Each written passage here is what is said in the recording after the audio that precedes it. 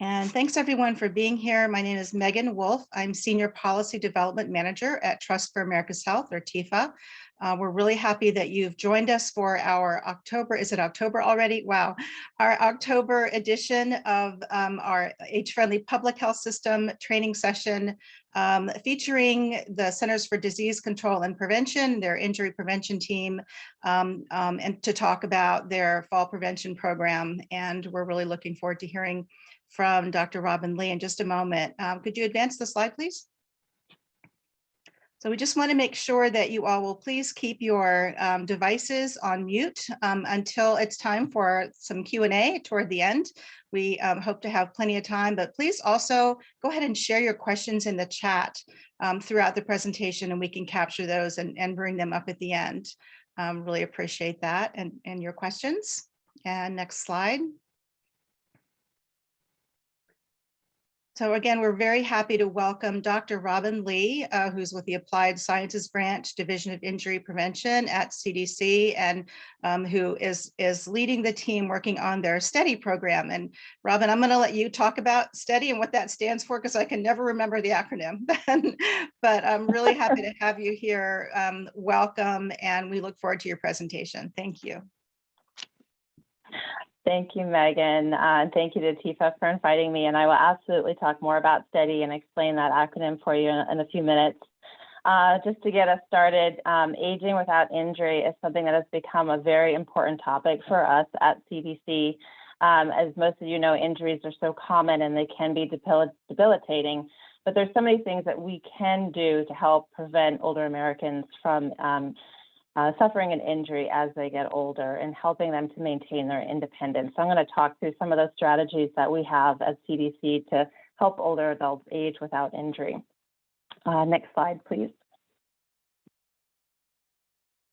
So I am an epidemiologist by training, so it would be remiss of me to not first start with a little bit of burden. I think some of you probably know some of this burden data that I'll present, but it's just important, I think, just to make sure we all have the same background. And then I'll talk a little bit about risk factors and then spend the majority of the time talking about CDC's role in preventing injuries and what tools and resources we have for clinicians, older adults, caregivers, and others who are supporting fall prevention activities in their communities. Next slide. There we go. So as I said, I'm going to start with those burden estimates. So each year we see about 60,000 older adults, and by older adults, I'm referring to people aged 65 and older, die because of an unintentional injury. And I should probably preface and say this is 2019 data before the COVID pandemic. That's when we were seeing 60,000 older adults die because of an unintentional injury, and that made unintentional injuries the 7th leading cause of death. The COVID pandemic has, of course, changed everything, and we are in 2020, some of the preliminary estimates have unintentional injuries as the 4th leading cause of death. So it'll be very interesting to see where unintentional injuries lie in 2021 as we start to progress, hopefully, outside of the COVID pandemic. So for now, for this presentation, I'm mostly presenting on 2019 data before the pandemic. And as you can see here in this slide, among those unintentional injuries, falls are the #1 cause of death. Next slide, please. So this slide here contains some similar results, but they're shown in a slightly different way. Here you can see that in 2019, 57% of those unintentional injury-related deaths were among older adults who had fallen, and there were about 34,000 fall-related deaths that happened in 2019. Next slide, please. So I like this slide because I think it helps put it in perspective. Those 34,000 fall-related deaths are very important, but it's really only a small piece of the overall burden. There are many more non-fatal falls that occur each year in the United States. There are approximately 36 million falls that occur, and not all of those falls result in an injury, but about 1 in 5 result in an injury, which is about 8 million injuries each year. And then you can also see from the pyramid that there are about 3 million emergency department or ED visits, and 950,000 hospitalizations for falls. So a very large burden for our older adults, but also our healthcare delivery system and our caregivers who are caring for those older adults. Next slide, please. So you and I know that falls are a real problem, but what do older adults think? Well, less than half of older adults talk to their doctor about falls and fall risk. And there's probably a number of reasons on why this is. They might think that falls are just a normal part of aging, and therefore there's nothing that they can do about it, no reason to talk about it. They may fear that talking about falls or fall risk could increase the likelihood that they lose their independence or may be placed in a nursing home. There could be other reasons, like they're unaware of some of the modifiable risk factors that might be putting them at increased risk of a fall. For example, vision impairment or hypertension may not be something that they're thinking about as a potential risk factor for a fall. Next slide, please. So here's an example of a fall risk factor that is often overlooked with older adults. Over 80% of older adults are on medications that could increase their risk of a fall. Sorry, I should rephrase that. About 80% of older adults taking a medication that could increase the risk of a fall have not had anybody speak to them about these medications and how they could increase their fall risk. And why it's not on this slide, the same study also told us that many of these older adults are willing to make changes to the medications that they are on if they were told by a healthcare provider that there might be an alternative to the medication that would maximize their health, but also reduce their fall risk. So this lack of awareness and fear may be keeping older adults from talking to healthcare providers and others about fall prevention. And I do have references for those of you who are interested in the end of the slide deck on all of these slides. Next slide, please. So older adults may not be prioritizing fall prevention, but providers may not be prioritizing falls either. Many healthcare providers report numerous barriers to addressing falls with their patients. Some of those barriers are listed here on the slide. Often we hear things like competing health priorities with their patients, lack of time during office visits, and limited reimbursement for fall prevention. You know, let's be honest, older adults' health is complex. It can be very challenging to prioritize an older adult's multiple different chronic health conditions, their heart disease, their diabetes, and then also their fall risk. And think about the standard appointments that are made for medical appointments, which are typically only 15 minutes. So it's a difficult challenge to be able to prioritize all of the needs of the patient. There's also difficulties with reimbursement. Fall prevention doesn't have a similar type of CPT codes that we use for getting reimbursed for fall prevention. So it can be pretty challenging. There's also not good gold standard measurements on how to screen, assess, and intervene for fall prevention, which is why we have worked with STEADI that I'll show you very shortly. Next slide, please.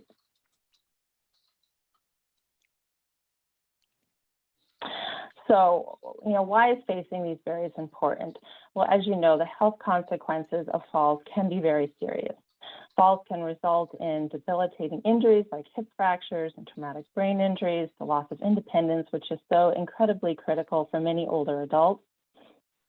As I mentioned, there were 34,000 deaths in 2019, and those rates are increasing at about 3% per year. So there will be more falls and greater burden on caregivers in the healthcare delivery system if we don't do more now to prevent falls from occurring. Next slide, please. So this image just depicts where we'll be in 2030, which is really not that far from now, if non-fatal falls continue at the same rate that they currently are at. So by 2030, 1 in 5 Americans will be age 65 and older, and we can anticipate about 52 million falls and 12 million injuries. That's quite a bit more than the 36 million falls and 8 million injuries that I showed earlier on.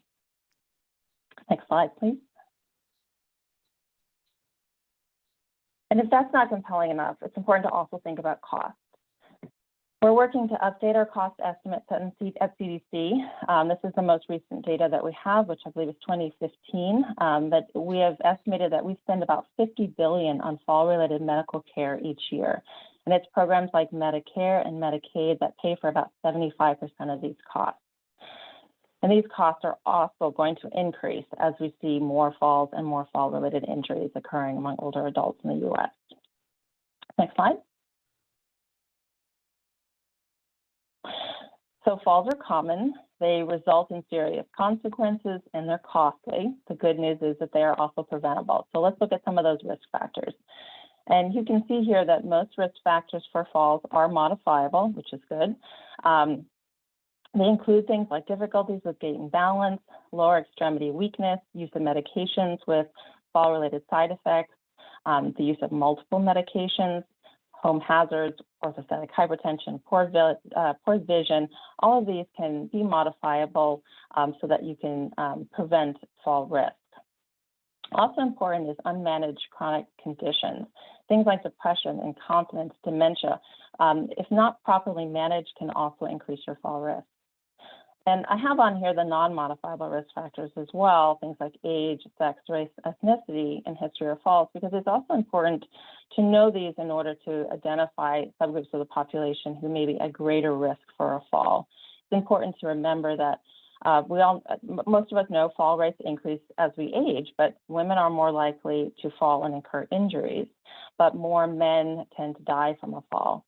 There's also race and ethnic differences, with American Indian and Alaskan Natives having higher rates of falls than other subgroups of the population. So knowing these non-modifiable risk factors can also help us determine which populations to prioritize for screening and assessment. Next slide, please. So how do we reduce these risk factors to prevent falls among older adults? Well, at CDC, specifically in the center that I work, the National Center for Injury Prevention and Control, we use the latest science to understand why injuries are happening. And with that information, we develop successful solutions. We want to be able to save lives, prevent suffering, and then help reduce those healthcare costs that I mentioned as well.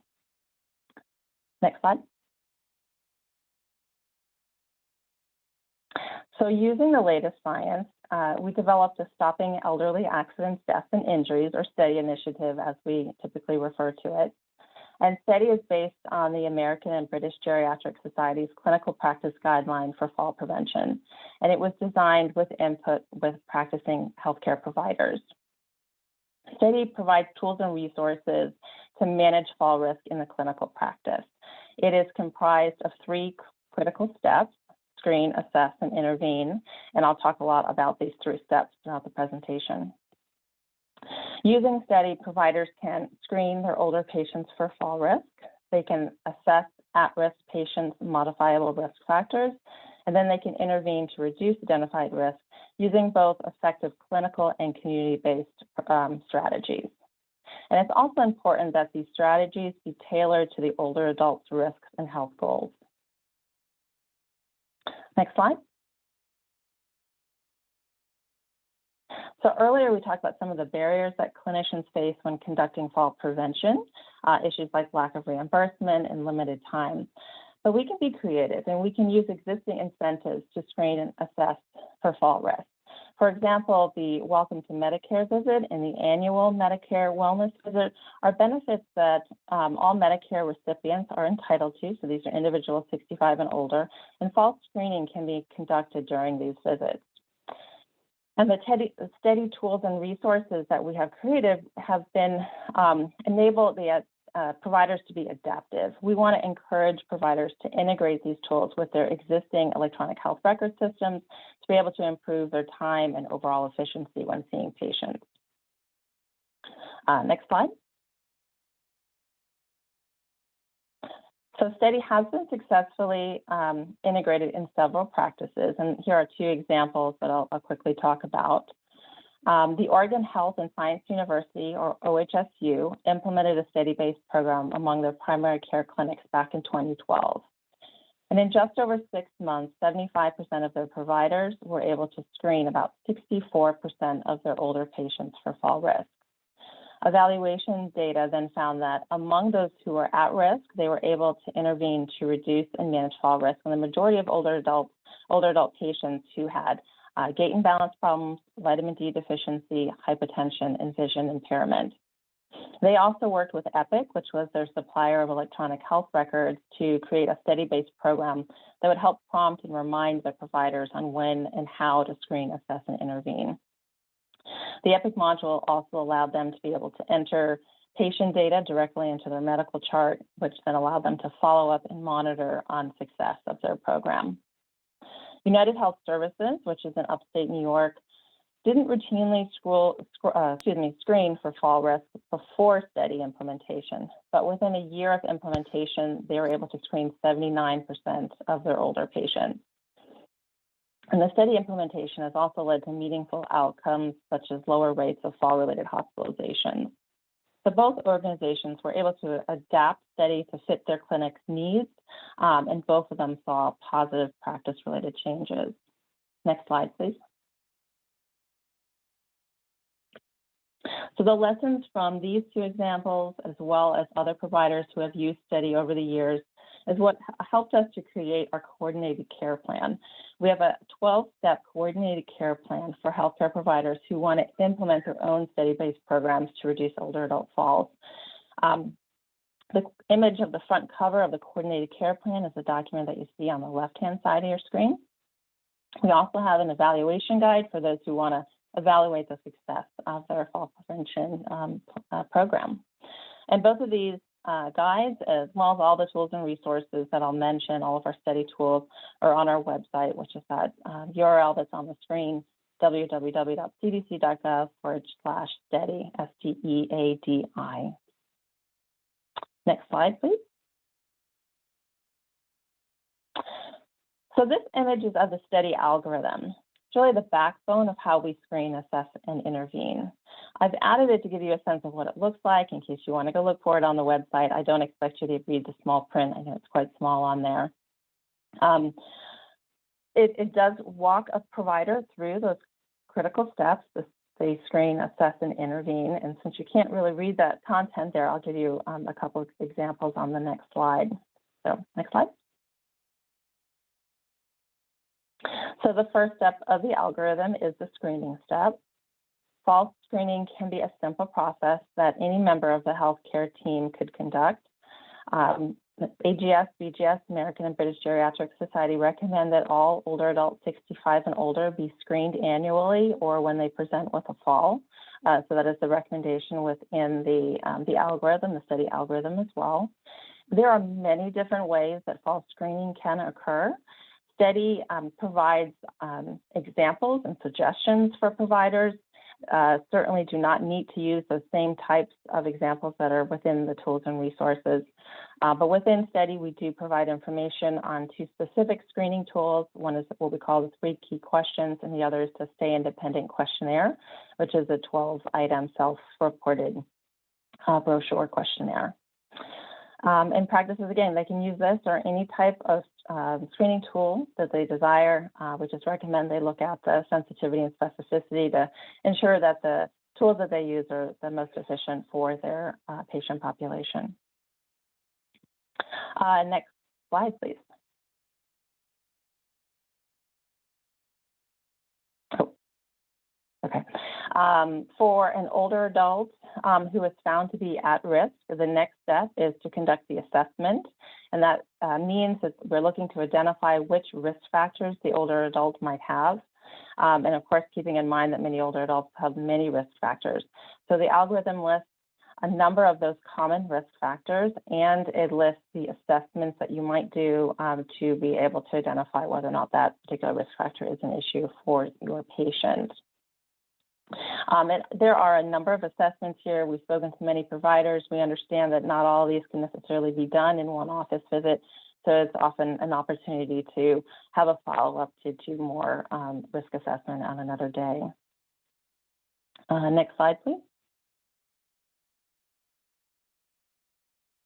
Now, once all of the modifiable risk factors are identified, we work with providers to develop a tailored fall prevention care plan that includes evidence-based interventions. The algorithm includes a evidence-based strategy for each of the risk factors that are listed on the algorithm. The next slide has an example. So let's say we screened an older adult for fall risk and we found that that patient was at increased risk. Our next step would be to identify the risk factors that put that patient at risk. So maybe the first thing we want to do is look for their gait strength and balance to see if there's any deficits there. So we would conduct a functional assessment test. So STEADI includes information on the timed up and go or the tug, the 30-second chair stand, and the 4-stage balance. These different tests assess mobility, leg strength, and endurance and balance, respectively. Again, there are other functional assessments that are out there as well. If you identify deficiencies in these, the algorithm provides information on evidence-based strategies to improve those risk factors. So things like physical therapy or maybe a community-based program if they're available, like Tai Chi or stepping on. Next slide, please. Now, STEADI includes videos and written instructions on how to conduct various functional assessments, and those are also all online. Next slide, please. So the second to last slide had an example of an older adult who was at risk for falls and assessed for gait strength and balance. Here's another example, but this time we're going to focus on assessing the medications that the older adult was on. And by assessing medications, we're talking more than just med reconciliation. We want to do a comprehensive medication review to see which prescription and over-the-counter medications the patient might be on, to identify any polypharmacy or other medications that might be increasing risk, like psychoactive medications or things like that. There are different individuals that can do these types of comprehensive medication review. It doesn't necessarily need to be the doctor or the nurse in the practice. I'll give you some examples of how we're working with community pharmacies in a few minutes. Interventions here include stopping, switching, or reducing the dose of medications. This is also thinking through non-pharmacological interventions are also important.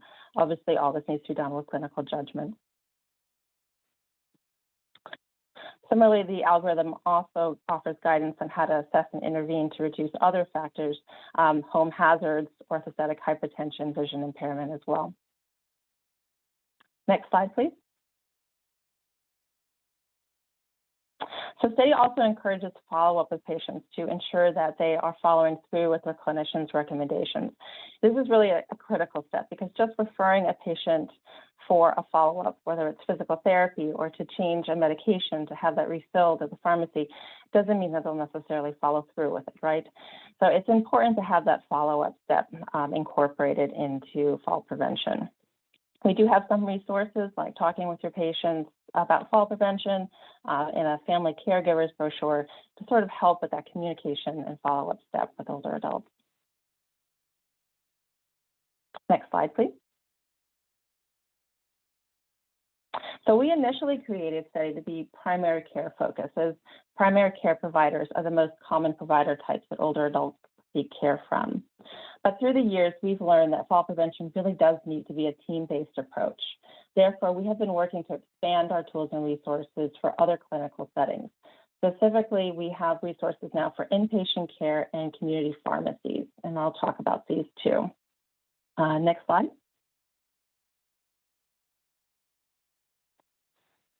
So we know many older adults have decreased mobility during a hospital stay. They may be confined to a bed or a small room, and this can result in decreased functional decline or poor functional outcomes after their hospitalization. So when I'm talking about STEADI, we obviously want to limit falls that occur in the hospital, but what we're really talking about for STEADI is reducing falls after hospitalization, after that patient has left the hospital. So this particular guide with the image here on the right on your screen is work that we did with the University of California at San Francisco. We worked in partnership with them to figure out how could we work with hospitals to be able to assess risk and to help the patient upon discharge so that they would not fall after they were discharged and have to be readmitted. So specifically, what UCSF has done is they are screening upon admission using the 3 STEADI questions. They are then continuing every shift to use their standard inpatient fall screening questions, which was their normal standard of care. They are assessing for 2 risk factors. They're assessing for gait and balance, as well as the medications that the patient is on. And then they are intervening by providing patient education on fall prevention. They are referring for gait and balance issues to physical therapy during hospitalization. And then they are adjusting medications upon discharge to reduce falls, as well as referring their patients back to their primary care providers upon discharge for additional falls assessment and follow-up. And so we've taken the lessons learned from the work at UCSF and developed this guide for others who want to create a similar type of study-based program for their inpatient setting. Next slide, please. So likewise, we have worked with the University of North Carolina, their School of Pharmacy and their School of Medicine to create STEADI-RX. So STEADI-RX encourages community pharmacists to identify older adults who take 4 or more medications or specific medications that are linked to falls. Both, of course, are risk factors for falls. And once they identify these people as people who are filling these types of medications in the pharmacy, they then screen those patients when they come in to pick up a medication. And they screen them in the pharmacy using the 3 key questions, which are, have you fallen in the past year? Do you worry about falling? And do you feel unsteady when walking or standing? And if they provide a yes to any of those questions, then they are perceived to be at risk for a fall, and they do a comprehensive medication review with that patient. The pharmacist then communicates with the older adult as well as with the older adult healthcare providers about ways they may be able to stop, switch, or reduce the dose of their medications to maintain their health, but also reduce their fall risk. And so this guide that we have, the image again on the right-hand side, is a combination of a lot of efforts that was done with UNC on best practices on how to engage with pharmacists to help with fall prevention. Next slide, please.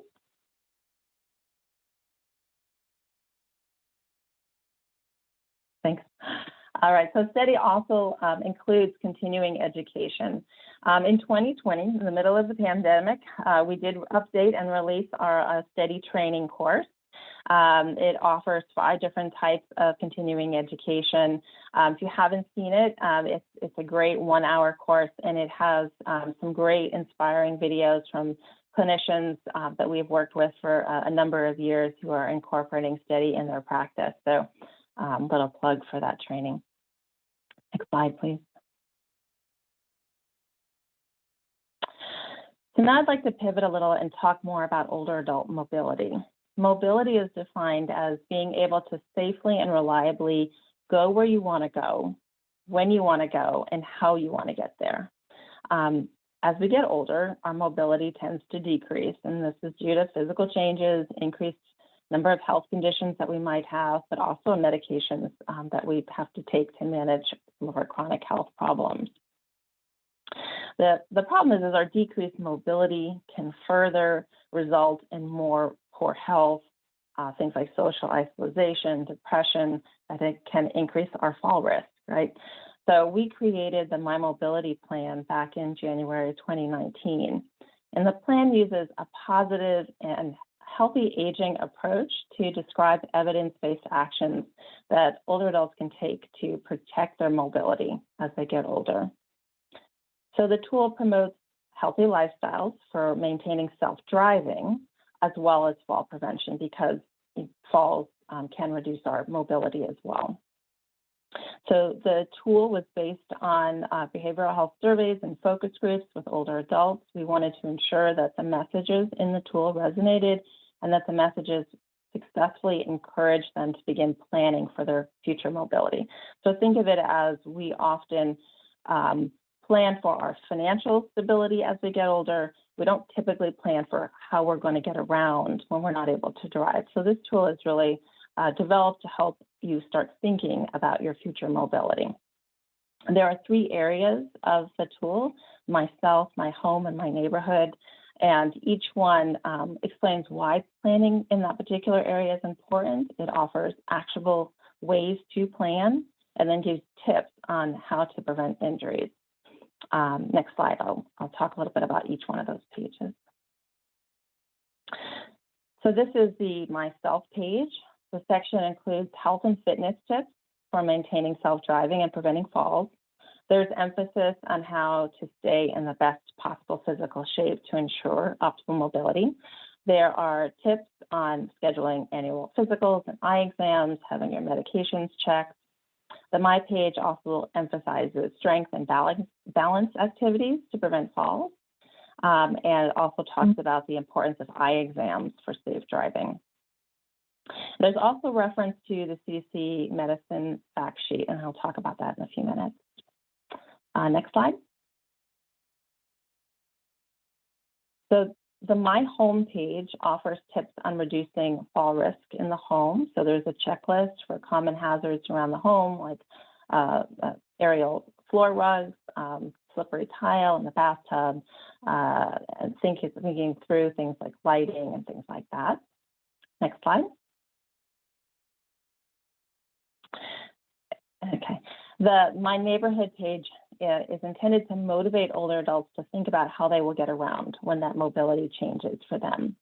So there are resources on the page like the National Rides and Site database, where older adults can add their zip code and find a ride share or other transport options that might be available to them in their community. The goal is, again, to really start thinking about your future mobility. How are you going to get to the grocery store? How are you going to get to the doctor? How are you going to get to the social activity that you want to get to? Next slide. Now, while we were focus group testing the My Mobility Plan, we discovered that older adults were having a real difficulty with the medicine tips that we included. Specifically, they had difficulty understanding how medications that they used could increase their risk for injury. They also had difficulty with the fact that medications they had been taking for many years may affect them differently as they got older. So we developed the medication fact sheet to help explain how these medications can increase our risk of injury, and how it's important to continue to talk to a pharmacist or a healthcare provider about these medications, even though you have been taking them for years and may never have had side effects in the past, how you could potentially develop side effects later on. So now this fact sheet accompanies the My Mobility tool. Next slide, please. Okay, so now I want to pivot again and talk about Still Going Strong. This is a brand new awareness campaign that we launched in May of this year for Older Americans Month. Next slide. So Still Going Strong is an empowering awareness campaign that encourages older adults to age safely while still enjoying their favorite hobbies and activities. The campaign highlights the benefits of staying active and how simple steps can help them reduce their risk of falls, motor vehicle crashes, as well as traumatic brain injuries, those leading causes of injury among older adults. The goal of the campaign is to empower and encourage older adults to stay active and take steps to prevent injuries. Actually, can you move to the next slide for me? Okay. The objectives are to minimize older adults and caregivers awareness, to maximize older adults and caregivers awareness about the preventative injuries. And then our key stakeholders are community partners and clinical organizations. We really want to work with individuals who are interested in fall prevention to help disseminate these campaign messages. And I saw briefly, I'm learning how to facilitate and look at the chat and present at the same time. I saw folks wanting these materials. I'll show you how to get all this stuff later on. Next slide, please. The audience, our primary audience is older adults, age 65 and older, the fastest growing demographic in the United States right now. However, we do have campaign materials for caregivers and healthcare providers as well. Next slide. Okay. So to support the launch this past May, we developed a strategic dissemination plan that was compiled of earned and paid media tactics. One of the things we wanted to do was to have an official press release with the launch of the campaign. We are CDC, so data is always very important to us. So we also at the same time was able to publish in Mobility and Mortality Weekly Report, MMWR, a new article looking at emergency department visits for these common injuries, falls, motor vehicle crashes that are happening so often among our older adults. So this all happened in May, and since May, next slide, please.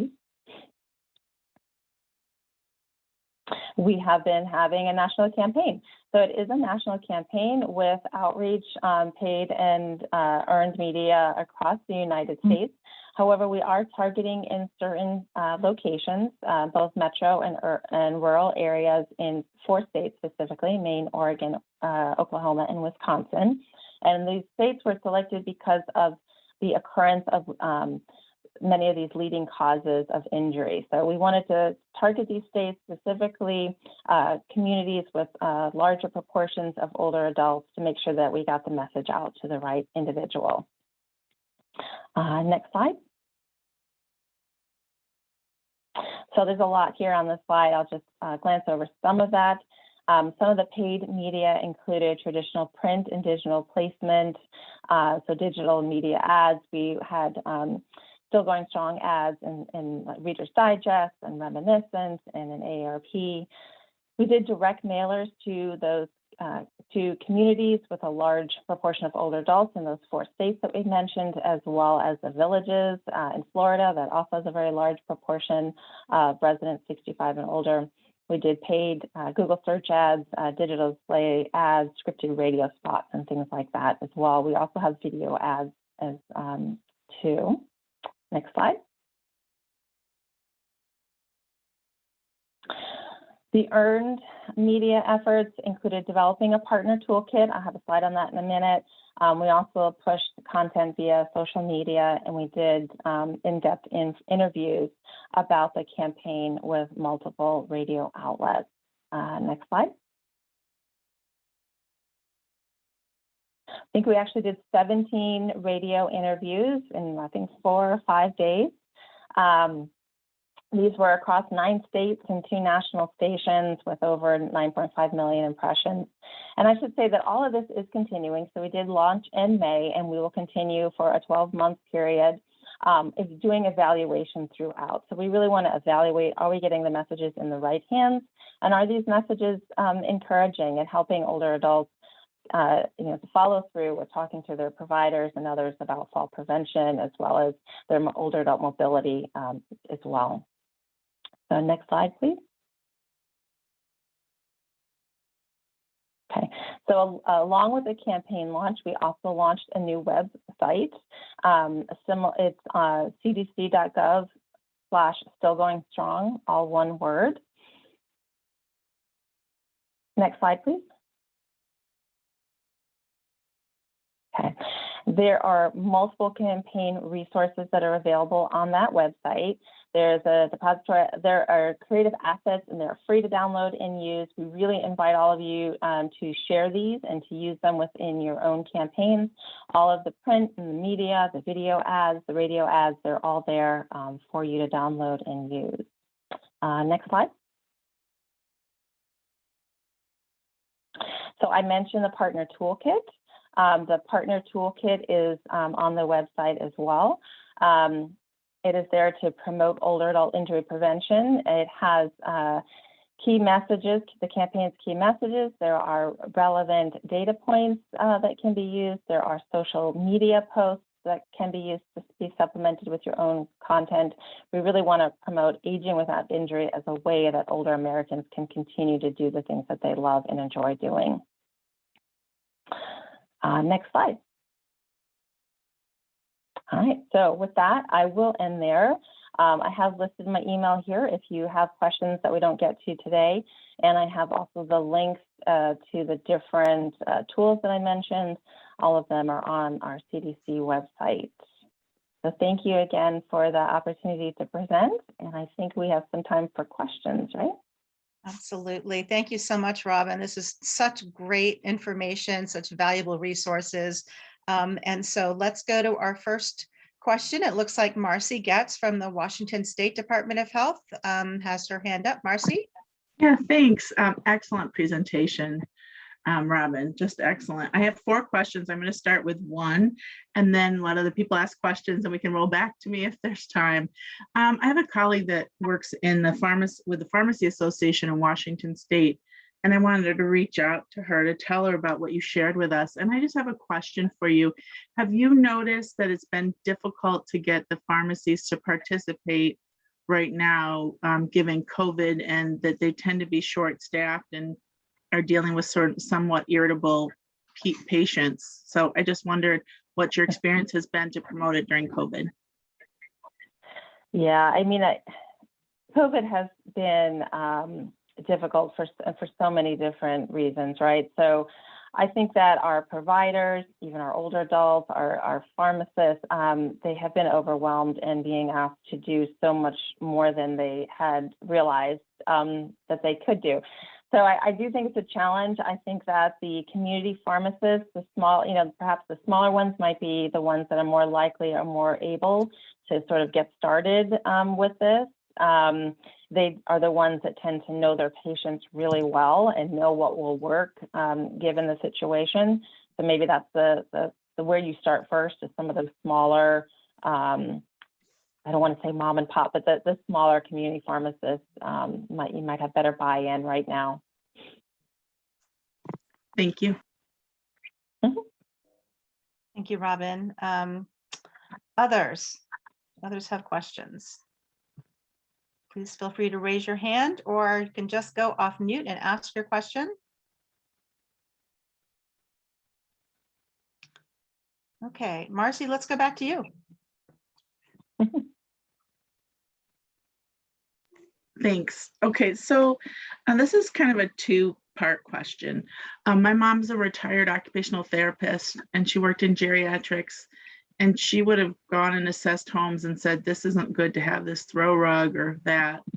Now that she's much older, when I try to mention those things, is somewhat resistant. And I wondered if any of your brochures or things that you created give tips on how to work through resistance around taking some of these steps to safeguard your home.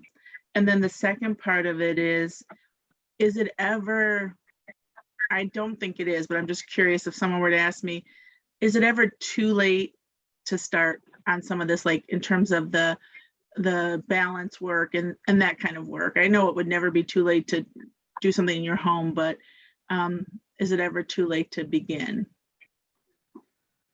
Yeah, so let me start with the latter question. Is it ever too late? And I think you could think of this in different ways. And so I think about it with my parents, right? And I think that you have to take it from the approach of you have to meet your loved one where they're at. Mm-hmm. And so talking to them about what they want to continue doing, what is important, what are their health needs, their goals, what is it that they want to do each day, and then thinking through, okay, well, this is what we can do to help meet that goal. So maybe my mom is not going to get rid of those rugs that she found traveling years ago. But it's being able to play with her grandchildren is important. So I speak to her about those goals and about perhaps changing the medication so she is not necessarily getting up often in the middle of the night, or making sure that she has the proper lighting in the house so that if she does get up in the middle of the night, she won't trip over that rug. So it's really about meeting individuals at where they are and helping them think about their personalized care management plan. And that can be challenging and difficult. And I think that kind of probably gets to your first question a little bit as well. As an OT, probably very well versed on what the risk factors are in the home. And so, yeah, there's some things that aren't going to happen. Some people are not going to for medications is a good example. Some people are not going to give up those medications that they have been taking for 20, 30, 40, 50 years. It's scary to do that. So it's, again, meeting the individual where they are, thinking through how they can meet their health goals and try to reduce their risk of falls at the same time. And we do have some information. We are actually working on some more. We did a couple studies with patient and provider receptivity, and we're working on sort of formulating those materials to share, hopefully sometime in 2022. And it is probably never too late to do the strength training and the balance classes, et cetera. Is that correct? If your goal is to be able to get up and get around and do stuff, yeah, I mean, obviously talk to your doctor about it, but yeah, I definitely encourage being active, not just important for fall prevention, but, for depression and other things. Just that COVID has, unfortunately, many of us have, lost connections and have become more isolated. And so it's really important to think about how we can get back out there and be doing things to keep ourselves from being so isolated. And yeah. Thank you. Thank you. Milton, you had a question?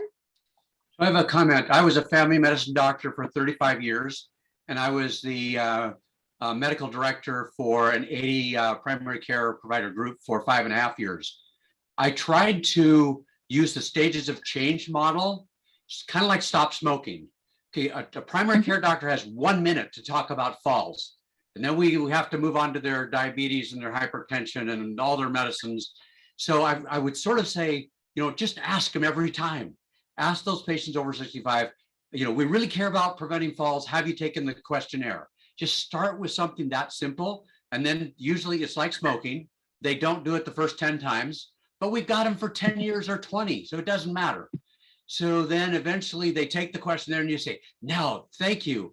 Now make an appointment. Let's set aside a whole visit just to talk about fall prevention. And people will actually do it if they're guided one little step at a time. Those are great suggestions. I love it.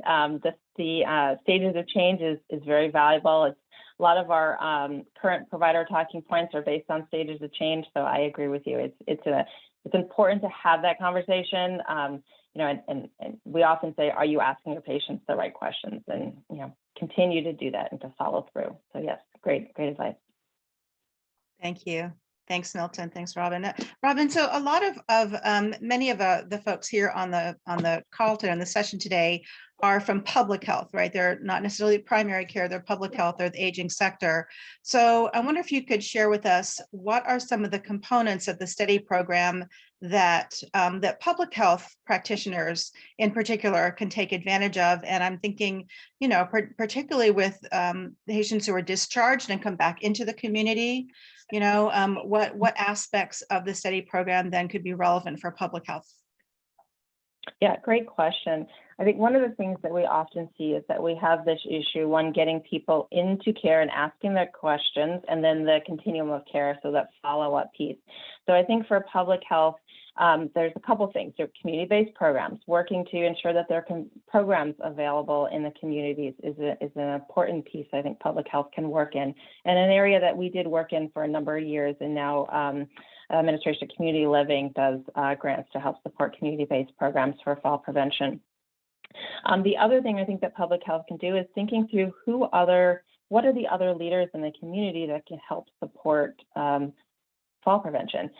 We are currently working with state and local health departments and EMS to see if we can get community paramedicine involved in helping to get older adults to ask the questions of their healthcare providers, and then also to follow through. So once they've got that fall care plan, are they going to the pharmacy to get their new medication? Are they able to get to a physical therapy program? So, EMS are another local resource that I think public health can help engage with and help connect older adults in their community with. So there's I think lots of opportunities that other than just on the data side from a public health perspective, because obviously identifying the burden, identifying where resources might be needed, encouraging more community pharmacists to do medication reviews and connecting with primary care. I think there's lots of opportunities for public health. as well as the clinical side. Thank you. I agree. And you mentioned data, and I think that's so important for state departments of health to include this kind of data in their data collection platform or apparatus, whatever they use. We've conducted a pilot in Florida for age-friendly public health systems, and Florida created an Aging in Florida profiles platform for all 67 counties in the state, and they do track fall-related injuries and deaths. And I know that a couple of the county health departments were able to use that data to then implement interventions for the pre-65, right? So the 54 to 64 age group, or 50 to 64 age group, that they're able to implement balance and physical activity programs for those in their community to prevent those falls from happening in the future. So that data, I think, is really important. Yeah, absolutely. I agree with you. The data is critical. And the more that we can sort of modernize our data and have more timely data as well is really helpful. So if you're able to sort of hotspot and identify in real time, that's amazing. And the other thing you brought up is working with people who are a little bit younger, right? So these are the caregivers of the people who are 75 and 85. I mean, that's such an important population. Not only can you inform them to help their loved ones, but hopefully they will then also be educated and be more likely to be active in doing the things they need to do earlier on to prevent injuries as they also get older. So an important group to that can benefit from the messaging. Absolutely, absolutely. Other questions or comments?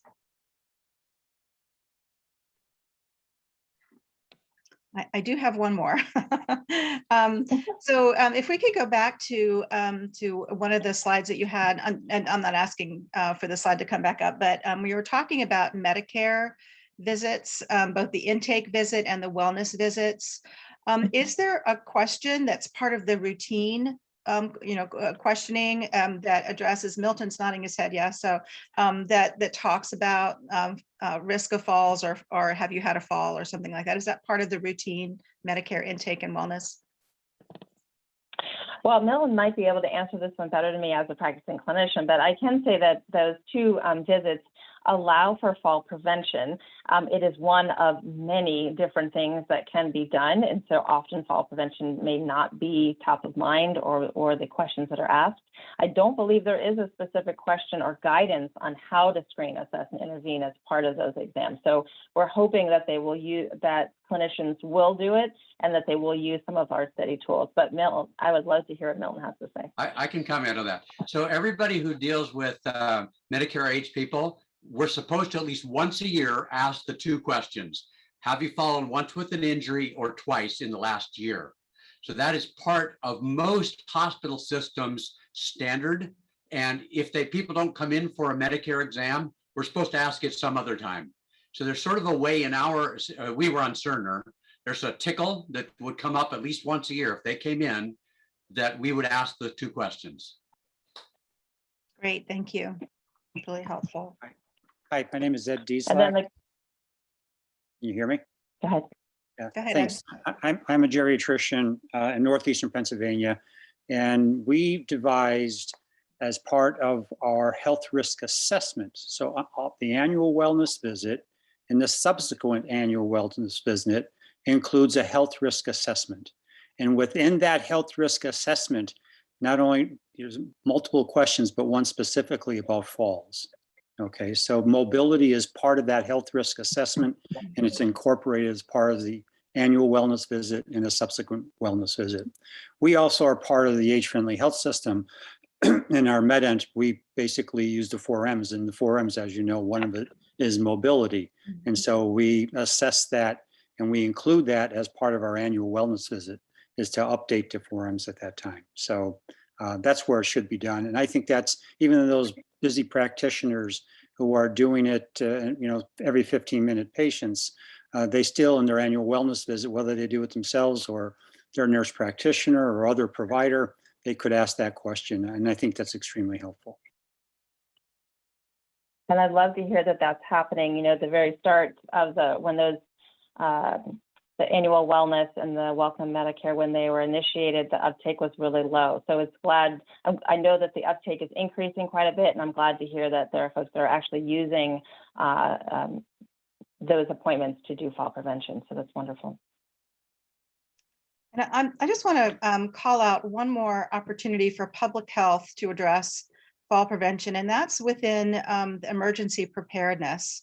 And I know some people may not think that this fits, that you could think about a fall prevention within the whole emergency planning process, but we know that, that accidents happen when older adults have to move into a sheltered situation, particularly if there's just not enough room, or those environments aren't necessarily safe for older adults. So we have seen again in Florida that some of the county health departments have done walkthroughs within their emergency need shelters to assess for falls and falls risks, and make sure that that those shelters are actually a safe place for older adults, as well as be able to incorporate and address the needs of their caregivers. So that, both space and electricity and all those kinds of things. So I think there is a place for public health to, to expand their